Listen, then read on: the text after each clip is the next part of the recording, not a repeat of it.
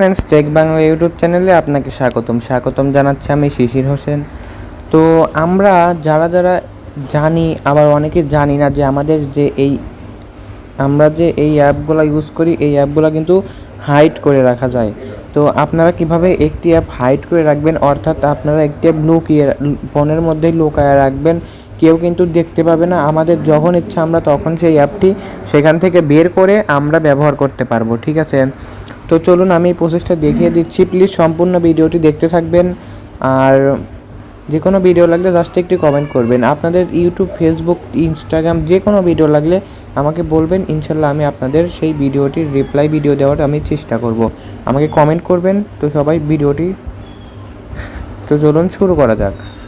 প্রথম আপনাদের ফোনের দেখবেন ওপরে এই থ্রি ডট নামে একটি অপশন থাকবে। এই থ্রি ডটের ওপর আপনারা ক্লিক করবেন। ঠিক আছে, তো ক্লিক করার পর দেখবেন এইখানে এই সেটিংস নামে একটি অপশন আছে। এই সেটিংসের ওপর আপনারা ক্লিক করে দেবেন। সেটিংসের ওপর ক্লিক করে দিলে একটু নিচের দিকে স্ক্রল করে নিচের দিকে আসার পরে এইখানে দেখবেন লেখা আছে হাইড অ্যাপস। ঠিক আছে, তো আপনাদের এইখানে যদি হাইডস অ্যাপ না থাকে আপনারা এইখান থেকে সার্চ করেও কিন্তু বের করতে পারেন। এই দেখেন এই দেখেন হাইডস অ্যাপ লিখলেই কিন্তু এই দেখেন এইখানে কিন্তু চলে আসছে। ঠিক আছে, এই দেখেন হাইডস অ্যাপ। তো দেখেন আমি এইখান থেকে আপনাদেরকে দেখিয়ে দিচ্ছি। এই দেখেন এইখানে হাইডস অ্যাপের ওপর আপনারা ক্লিক করে দেবেন। এই হাইড অ্যাপসের ওপর ক্লিক করে দেওয়ার পরে আপনার ফোনের যে অ্যাপসগুলো রয়েছে সেইগুলো কিন্তু এখানে শো করবে। ঠিক আছে, তো ধরেন যে আমি আপনাদেরকে একটি অ্যাপস হাইড করে দেখিয়ে দিচ্ছি।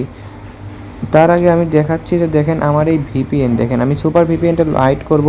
দেখেন এই সুপার ভিপিএনটা কিন্তু আমার এখানে আছে। ঠিক আছে, আর যখন আমি এইখানে এই সুপার ভিপিএনটা হাইড করব, ঠিক আছে, এই দেখেন এই সুপার ভিপিএনের উপর ক্লিক করবেন।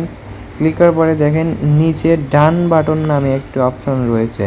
এই ডান বাটনের ওপর ক্লিক করার সঙ্গে সঙ্গে কিন্তু আপনার অ্যাপটি কিন্তু হাইড হয়ে যাবে। এখন আপনি কিভাবে আবার সেই হাইড অ্যাপকে আনহাইড করবেন? ঠিক আছে, আবারও ঠিক সেম প্রসেসে এখানে যাওয়ার পরে হাইড অ্যাপসের ওপর ক্লিক করার পরে এখানে এই যেটা আপনি আর কি হাইড করছেন এটার ওপর ক্লিক করবেন। এটার ওপর ক্লিক করার পরে তো আমি সুপার ভিপিএন হাইড করছিলাম, দেখে আমি সুপার ভিপিএনের ওপর ক্লিক করলাম।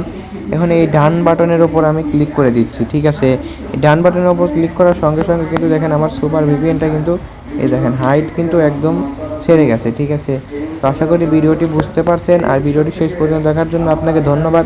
যে কোনো ভিডিও লাগলে জাস্ট একটু কমেন্ট করবেন, আমি ইনশাআল্লাহ রিপ্লাই ভিডিও নেওয়ার চেষ্টা করব। আসসালামু আলাইকুম।